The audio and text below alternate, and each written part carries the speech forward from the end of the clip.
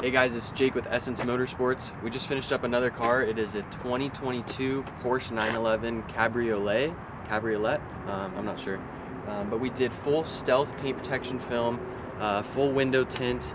We did wheel powder coat, and then we did Xpel Fusion plus ceramic coating all around as well. So Taylor's gonna get a bunch of content, video, photo.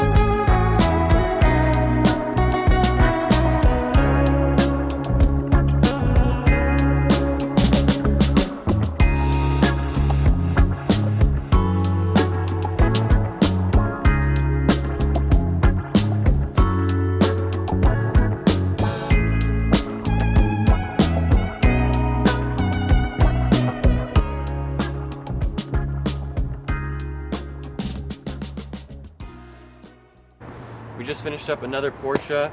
This is a 911 Carrera GTS. It's a 2022. Customer just picked it up and wanted to get the full body PPF. So obviously we did full body Xpel Ultimate Plus. We did Xpel Fusion Plus ceramic coating.